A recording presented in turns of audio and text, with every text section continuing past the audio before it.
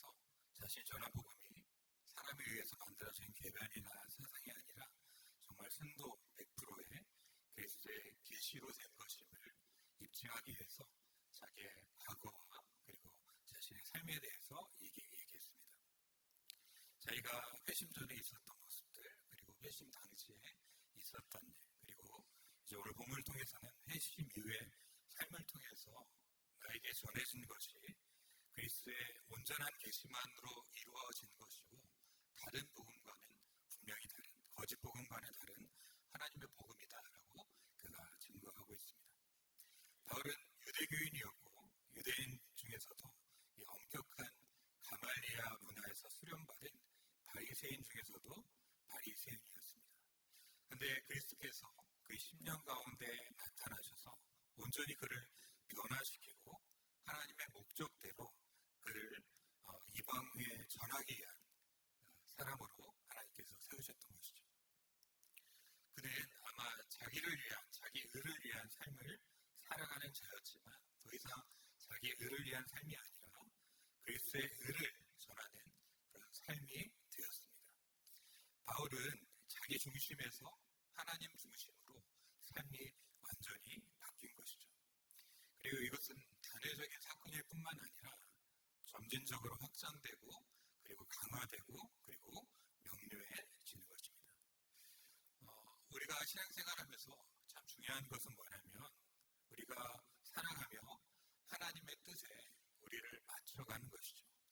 뿐만 아니라 나중에는 이것을 넘어서 하나님의 뜻과 그리고 우리의 뜻이 일치되는 삶을 살아가게 된다면 이것보다 더 귀한 것은 없을 거라고 생각되어집니다. 내가 간절히 원하는 것을 하나님께서 간절히 원하시고 또 내가 미워하는 것을 하나님이 미워하시는 그런 상태에 이르는 내가 원하지만 하나님께서 원하지 않고 내가 미워하지만 하나님이 미워하시지 않는 이런 것이 아니라 내가 원하는 것을 하나님께서 원하시고 계셨고 내가 미워하는 것을 하나님께서 미워하고 계시는 것을 보게 된다면 이것보다 더 귀한 삶은 없을 거라고 생각되어집니다. 그래서 다윗은 시편 19편 14절에 보면 내 입의 말과 마음의 묵상이 주님 앞에 연락되기를 원한다라고 기록하고 있습니다. 내 마음과 하나님의 마음이 합치되어서 이신전심이 되기를 원하는 것이죠. 저와 여러분의 삶도 그러기를 주의 이름으로 축원합니다. 내가 원하는 것을 하나님께서 원하시고 내가 정말 싫어하는 것을 하나님께서 싫어하시는 그런 삶이 되어야지 내가 원하는 것은 하나님의 뜻이 아니고 내가 싫어하는 것은 하나님이 원하시는 것이 된다면 안 되는 것이죠. 그런데 이것은 어떻게 이루어지고 가능합니까? 다른 것이 아니라 하나님이 우리 안에 거하실 때 일들이 가능하게 되어 있습니다. 요한복음 15장 7절에 보면 너희가 내 안에 거하고 내 말이 너희 안에 거하면 무엇이든지 원하는 대로 구하라. 그리하면 이루리라 라고 말씀하셨죠. 무엇이든지 원하는 대로 구하라. 그리하면 이루리라. 이것이 중요한 게 아니라 너희가 내 안에 거하고 내 말이 너희 안에 거하는 것이 중요한 것이죠. 하나님과의 마음의 합치가 이루어질 때 우리가 무엇을 구하든지 그 모든 것들이 하나님의 뜻에 합하며 하나님께서 이루어 가시는 것이죠. 바로 이것이 우리가 계속해서 놓치지 않고 추구해야 될 신앙의 궁극적인 모습인 줄을 믿습니다. 이러한 삶에 도달하는 저와 여러분이 되기를 간절히 바랍니다. 그런데 이러한 마음은 우리가 배운다고 해서 되는 게 아니죠. 우리가 성경적인 지식을 쌓고 또 열심히 훈련한다고 해서 이것이 되는 것이 아니라 우리가 그리스도를 만나고 그리고 인격적인 사귐이 그 가운데서 이루어지고 그리고 이 모든 것들이 점진적으로 이루어지는 겁니다. 요한복음 15장 4절 5절에 보면 내 안에 거하라 나도 너희 안에 거하리라. 가지가 포도나무에 붙어있지 아니하면 스스로 열매를 맺을 수 없음같이 너희도 내 안에 있지 아니하면 그러하리라. 나는 포도나무에 나 있는 가지라 그가 내 안에 내가 그 안에 거하면 사람이 열매를 많이 맺나니 나를 떠나서는 너희가 아무것도 할 수 없습니다 라고 말씀하시죠. 바울의 이전의 삶은 하나님께 붙어 있고 하나님의 마음을 아는 것보다 자기 안에서의 자기의 의로 무언가 이루려고 하는 그러한 삶, 열심을 가진 그러한 삶을 살아갔습니다. 하지만 예수님을 만나면서 내 안에 하나님이 없다는 것을 발견하고 그동안 떨어졌던 그 예수님께 그가 부심받고 그리고 그 안에 거함으로 말미암아서 자신이 살아왔던 삶이 어떤지를 깨닫고 이전과는 다른 삶을 살아갈 수 있게 된 것이죠. 우리가 늘 주님 안에 거하는 하나님의 귀한 백성들이 되기를 간절히 바랍니다. 사랑하는 남녀가 서로를 이해하고 그리고 서로를 사랑하면서 점점 같이 있고 함께 알아가고 싶어서 어떻게 합니까? 결혼을 하는 것이죠. 하지만 결혼을 한다고 바로 알아가는 것은 아닙니다. 서로 전혀 다른 환경 속에서 자랐기 때문에 오해도 있고 다투기도 하고 하지만 그런 과정에서도 불구하고 서로 사랑하기 때문에 조금씩 이해하고 알아가고 또 알아가는 폭이 점점 넓어지는 것이죠. 바로 주님께서 이러한 것을 요구하시는 겁니다. 내가 너희를 온전히 알듯 너희도 나를 온전히 알길 원한다 라고 말하는 것이죠.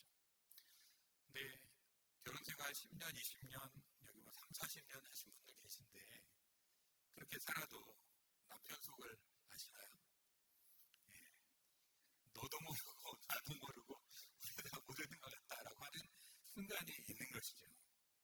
10개를 무속은 알아도 한 개의 사람 속은 모른다고 하는데 정말 다 안다고 생각했는데 정말 모르는 부분들이 계속해서 나타나는 것이죠.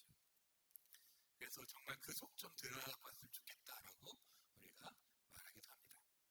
남편뿐만 아니라 우리가 낳아서 기르는 자녀 10년, 20년, 30년 그렇게 오랫동안 우리가 알고 사소한 습관들, 장단점들, 어떤 특징들 이런 것을 안다고 하지만 정말 어느 순간에 무슨 생각을 하니 내 속을 좀 알았으면 좋겠다라고 하는 그런 순간들이 있습니다. 그런데 우리는 남의 속을 알 수 있나요? 내 속도 모르는데 남의 속을 우리가 어떻게 알겠습니까? 아는데 한계가 있는 것이죠. 하지만 하나님께서 우리로 하여금 하나님을 알 수 있는 그 약속을 우리 가운데 주셨습니다. 예레미야 31장에 보면 31장 33절과 34절에 보면 그러나 그날 후에 내가 이스라엘 집과 맺을 언약은 이러하니 곧 내가 나의 법을 그들의 속에 두며 그들의 마음에 기록하여 나는 그들의 하나님이 되고 그들은 내 백성이 될 것이다 라고 미언하셨습니다. 하나님의 성령이 우리 안에 거하심으로 말미암아서 율법으로 쓴 그런 언약이 아니라 말씀이 아니라 우리의 마음 가운데 우리 중심 가운데 하나님의 말씀을 둠으로 말미암아서 너희가 나를 아는 그런 새로운 길을 열어주겠다라고 말씀하신 것이죠. 그러면서 그들이 다시는 각기 이웃과 형제를 가리켜 이르기를 너는 여호와를 알라 하지 아니하리니 이는 작은 자로부터 큰 자까지 다 나를 알기 때문이라 라고 말씀하신 겁니다. 더 이상 하나님을 알아라 하는 것이 아니라 하나님의 영이 너희 가운데 거하게 되고 그로 말미암아서 더 이상 누군가에게 묻거나 배우고 알아가는 것이 아니라 그냥 직감적으로 알게 된다는 것이죠. 본능적으로 그리고 하나님의 영으로 말미암아서 알게 된다는 것입니다. 소경일 때는 이런저런 얘기를 듣고 상상을 하고 그리고 어떨지에 대해서 유추해 보기는 하지만 더 이상 소경이 아니라 눈을 뜨게 되었을 때 더 이상의 설명이 필요한가요? 물론 필요한 부분도 있지만 더 이상 설명이 필요하지 않죠. 내가 직접 보고 그것을 깨닫고 분석하고 판단하면 되기 때문입니다. 바울에게도 바로 이러한 일이 일어났던 것이죠. 그래서 바울이 예수님을 만났을 때 더 이상 누구에게 묻지 않아도 알 수 있는 이전과는 다른 그런 새로운 지식과 새로운 알미 그의 삶 가운데 열렸습니다. 그래서 우리가 보통 큰 깨달음을 얻으려면 책을 보거나 유명한 스승을 찾아가거나 아니면 전문가에게 우리가 물어보거나 이런 것들을 통해서 하는데 바울은 그렇게 하지 않았다는 것이죠. 16절을 보면 내가 곧 혈육과 의논하지 아니하고 또 나보다 먼저 사도된 자들을 만나려고 예루살렘으로 가지 아니하였다라고 말하고 있습니다. 역사적인 그러한 자료들을 의지하지 않고 사도라는 소위 권위자들이 있음에도 불구하고 찾아가지 않았던 것이죠. 왜냐하면 그들을 찾아가지 않아도 전혀 부족함이 없을 정도로 완벽하고 그리고 완전하게 하나님을 알 수 있는 그 길이 열렸기 때문입니다.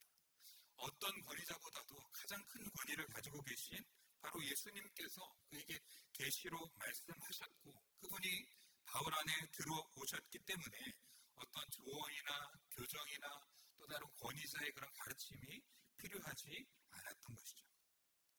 그래서 사도 바울은 사도들을 만나지 않고 17절에 보면 아라비아로 갔다가 다메섹으로 갔다라고 말하고 있습니다. 또 사도행전 9장에 보면 이 계시를 받자마자 의논하지도 않고 바로 복음을 전하게 되었는데 유대인들의 표적이 되어가지고 생명의 위협을 받아서 결국은 광주리를 타고 성문 밖으로 내려오는 그런 일들도 그의 삶에 있었습니다. 그리고 3년이 지나 예루살렘으로 왔지만 그곳에서도 보름만 머물렀고 베드로와 야고보 외에 다른 사도를 접촉하지 않았다라고 이야기합니다. 그리고 수리게아와 길리기아 지방은 이 유대인들과 멀리 떨어진 지역인데 그곳에서 사역을 했고 그리고 다시금 예루살렘에 방문했는데 14년이 지나서 그것도 교회 질서를 바로잡기 위해서 이런 일을 했다라고 말하고 있습니다. 바울이 왜 이렇게 구구절절하게 자신의 회심 그리고 그 이후의 삶들을 이야기하는 것일까요? 내가 겪었던 그 구체적인 그 역사적인 환경적인 증거를 너희가 봐라. 예루살렘의 사도들과 접촉하거나 그들로 영향받은 그런 기회가 전혀 있지 않았던 것이죠. 그래서 20절에 심지어 이렇게 이야기합니다. 보라, 내가 너에게 쓰는 것은 하나님 앞에서 거짓말이 아니다라고 이야기하고 있는 것입니다. 바울이 이렇게 일장에 걸쳐가지고 다른 사람들의 영향을 받지 않고 다른 복음이 아니라 내가 바로 예수 그리스도로부터 받은 온전한 그 복음을 전했다라고 이렇게 강조하고 있는 이유가 무엇일까요? 왜냐하면 자신의 복음이 다른 사람들에 의해서 도움을 받고 그리고 또한 무슨 다른 영향을 받은 것처럼 한번 프레임 씌워지면 거기에서 벗어날 수 없기 때문에 자신이 예수님을 믿기 전에 그리고 예수님을 믿으면서 그 후에 어떤 삶을 살았는지 구체적으로 자신의 과거의 행적까지 들춰내면서 이 문제에 대해서 분명하게 이야기하고 있는 것이죠. 바울은 어떠한 반박도 하지 못하도록 이렇게 말하고 있습니다. 성도님 중에 가끔 이런 질문을 하는 경우가 있죠. 목사님은 어디서 배우시고 어떤 신학교에서 배웠고 또 누구의 영향을 받았느냐 이런 얘기를 합니다. 물론 책을 보기도 하고 신학교에서 교육도 받고 또 특별한 만남들을 통해서 내가 아는 바를 정립하고 배워가기는 했지만 나의 신앙 그리고 하나님을 아는 것은 그것을 통해서 이루어진 것이 아니죠. 하나님께서 제 인생에 찾아오셨고 그리고 또 그동안 읽었던 또 배웠던 하나님의 말씀을 통해서 하나님에 대해서 명백하게 알게 되었고 이것을 좀 더 전문적으로 그리고 명료하게 하기 위해서 학교에 다니고 책을 읽고 이런 과정들을 거쳤던 것이지 그것들을 통해서 내 믿음이 형성된 것은 아니라고 말씀드릴 수 있습니다. 바울도 마찬가지인 것이죠. 내가 누구에게 뭔가를 듣고 어떤 권위자의 그런 말을 들어서가 아니라 하나님께서 나에게 주신 그 복음으로 말미암아 너희들에게 증거했고 그것이 내가 가지고 있는 복음이다라고 말하고 있는 것이죠. 소경이 눈을 뜬 후에 무지개가 무엇인지 많이 들었지만 직접 보면서 그것을 구분하고 아는 것처럼 예수님을 만나고 그리고 그분과의 만남을 통해서 예수 그리스도를 점점 알아가게 되는 것이죠. 하지만 그럼에도 예수님이 어떠한 일을 하셨고 어떠한 분인지 명료하게 알기 위해서 더 많은 그런 지식과 그런 것들을 채워나가는 것이지 다른 지식을 채웠다고 해서 예수님을 알게 되는 것은 아닙니다. 우리는 평신도 교육을 받기도 하고 그리고 또 좋은 스승을 만나야 되고 그리고 좋은 동역자들을 함께 만나야 됩니다. 하지만 배우고 영역받고 훈련받는다고 해서 깨닫게 되는 것이 아니라 이것은 우리가 이미 알고 있는 것을 조금 더 날카롭게 다듬고 우리가 그리스도를 만나고 그리고 복음을 깨닫는 면에 있어서 도움받는 것이 아니라는 것입니다. 우리는 그리스도로 말미암아 태어나고 그리스도부터 깨달아 변화되고 또 그리스도께서 친히 자라게 하신다는 겁니다. 그렇기 때문에 우리에게 여러 가지 많은 만남들, 도구들, 또 여러 가지 기회들이 중요하지만 그것들이 절대적이지 않은 것이죠. 바울은 그 어떤 권위자보다도 뛰어나신 예수 그리스도에게 직접 배웠고 그 영이 그의 안에 거하시고 지도하시기 때문에 그가 그 복음을 증거할 수 있었던 것입니다. 우리의 회심과 그리고 우리의 성장은 어떤 집회나 어떤 책이나 어떤 만남에 의해서가 아니라 오롯이 하나님에 의해서 이루어진다는 것들을 기억할 수 있게 되기를 주의 이름으로 축원합니다.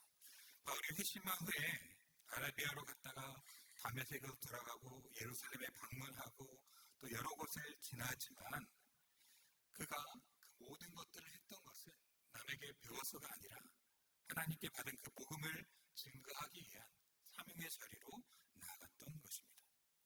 그가 자신에게 주셨던 하나님의 그 복음을 가지고 믿음의 발걸음을 떼었던 것이죠.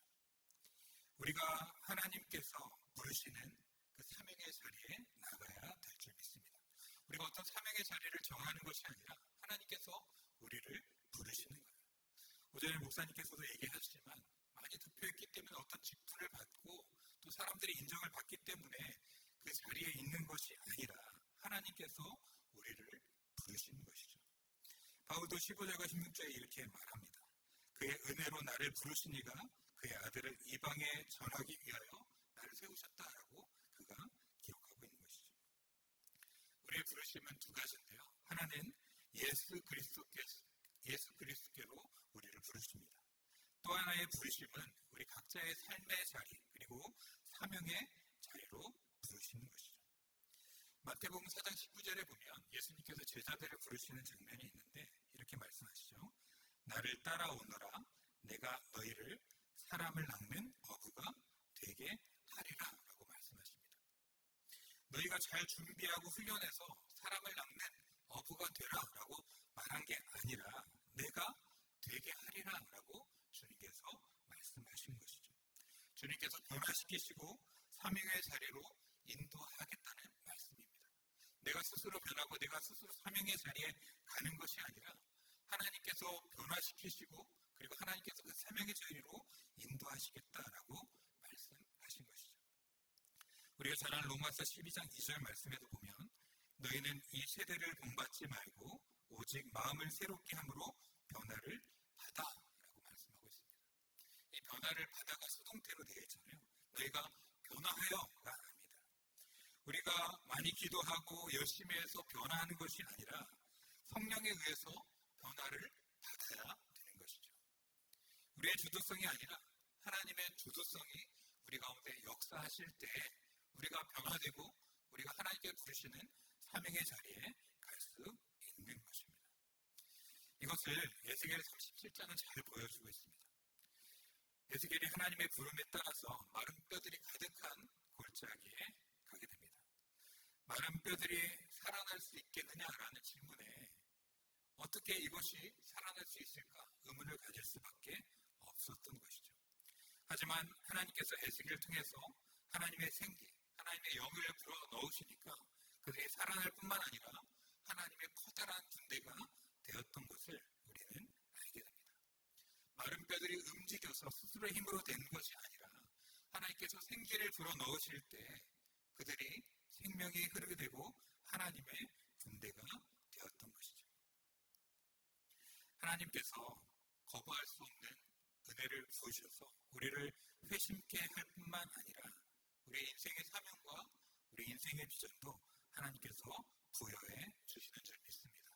내가 사명을 만들고 내가 비전을 정하고 선포하며 살아가는 것이 아니라 하나님께서 우리에게 사명을 주시고 그리고 그 자리로 우리를 이끌어 가시는 것이죠. 이전까지는 내가 정한 사명과 목적에 의해서 다메섹까지 그가 갔습니다. 하지만 이제는 성령에 의해서 아라비아와 다메섹과 수리아와 길리기아와 여러 곳으로 그가 가는 것을 발견하게 되었습니다. 사명의 자리에 서 있고 그리고 또한 어떠한 부르심 속에서 그 자리에서 사명을 감당하고 있습니까? 내가 원하고 바라고 내가 해야 되니까 아니면 어쩔 수 없이 해야 되니까 그 자리에 있는 것이 아니라 하나님의 부르심에 의해서 내가 이곳에 서 있고 하나님께서 나를 그곳에서 그 사명을 감당하기를 원하시기 때문에 그 일을 행하는 저와 여러분의 얘기를 주의 이름으로 축원합니다. 바울은 이전까지 자신의 열심과 자신의 생각으로 이것이 하나님의 뜻이다 생각하며 그렇게 살아왔지만 다메섹에서 예수 그리스도를 만남으로 말미암아서 자신의 이전의 것들이 잘못된 것들을 깨닫고 하나님께 부르신 이방인의 사도가 되기 위하여 그 사명을 위하여서 여러 가지 곳에 여러 장소에 쉽지 않은 그 길을 걸어가며 하나님의 사명을 감당하는 모습을 보게 됩니다. 바로 이러한 사명 감당의 모습이 저와 여러분에게 있기를 간절히 바랍니다. 뿐만 아니라 바울이 전하고 있는 것 중에 하나는 24절을 보면 나로 말미암아 하나님께 영광을 돌리리라 라고 말하고 있습니다. 하나님께 영광을 돌리는 것이 전해진 복음뿐만 아니라 그 복음을 전한 나로 말미암아서 하나님께 영광을 돌리는 삶을 그가 바라보며 기뻐하며 또한 기대하고 있는 것이죠. 나로 인해서 하나님을 알고 그분을 경배하는 그런 삶을 내가 살아가기 원한다라고 기록하고 있습니다. 또 23절에 보면 다만 우리를 박해하던 자가 전에 멸하려던 그 믿음을 지금 전한 다음을 들었다라고 얘기하고 있는 것이죠. 이전에 하나님의 사람들을 박해했던 그가 그 믿음을 전하고 그로 말미암아서 너희가 나로 말미암아서 하나님께 영광을 올려드리는 그 삶을 보며 바울이 기뻐하고 기대하는 것이죠. 바로 이런 은혜에 대한 찬양이 나타나기를 간절히 바라고 있는데 바로 우리에게도 이런 모습이 있기를 주의 이름으로 축원합니다. 우리의 구원과 그리고 또한 우리 안에 역사하시는 생명은 우리가 무언가를 해서 아니라 우리 안에 거하시는 성령으로 말미암아 이루어지고 성장하고 발전하고 확장되는 줄 믿습니다. 내 힘으로 내가 하는 것이 아니라 나는 할 수 없고 나는 부족하지만 내 안에 거하시는 성령으로 말미암아서 내가 할 수 없는 그것을 하게 하시고 또한 그것을 통하여서 하나님께 영광이 되게 하는 삶, 하나님의 은혜를 증거하는 자, 나의 힘으로 하나님의 복음을 만들어낸 복음을 전하는 것이 아니라 정말 하나님의 은혜로 말미암아서 내 안에 거하시는 성령으로 말미암아 내게 주신 은혜를 증거하고 그로 말미암아서 많은 사람들이 하나님께 영광을 올리는 그런 삶을 바울이 기대하고 있는데 바로 그러한 삶을 살아가는 저와 여러분이 될 수 있기를 간절히 바랍니다. 하나님께서 우리를 구원하셨고 우리를 부르셨고 우리에게 요청하시는 그런 사명과 삶의 자리가 있습니다. 그 삶의 자리에서 하나님을 영광스럽게 하는 다음에 귀한 백성들이 될 수 있기를 주의 이름으로 축원합니다. 같이 기도하겠습니다. 사랑하는 은혜의 하나님 아버지, 우리가 하고 내가 하는 것이 아니라 내 안에 거하시는 하나님의 영으로 말미암아 우리를 구원하셨고 우리를 행하시게 하시는 줄을 믿습니다. 그것에 순종하게 하여 주시고 그 뜻에 나의 뜻을 맞춰갈 수 있도록 주님 인도하여 주시옵소서. 하나님, 내가 원하는 것이 하나님이 원하는 것이었음을 확인하고 또 내가 싫어하는 것이 하나님이 싫어하시는 것을 확인하는 그러한 믿음의 삶을 살기를 원합니다. 내가 원했지만 하나님이 원하시는 것이 아니고 그리고 또한 내가 싫어하지만 하나님이 원하신 것이 되는 그러한 하나님과 어긋나는 삶이 아니라 우리 안에 거하시는 성령으로 말미암아 그 성령에 사로잡힌 바 되고 그 성령의 순종함으로 말미암아 하나님과 하나 되어가는 내가 주 안에 주가 내 안에 있어 많은 열매를 맺고 은혜의 증거를 하며 증거의 아름다운 열매가 맺히는 하나님의 귀한 백성들이 다 될 수 있도록 주님 우리를 인도하여 주시옵소서. 거룩하신 예수님의 이름으로 간절히 기도합니다.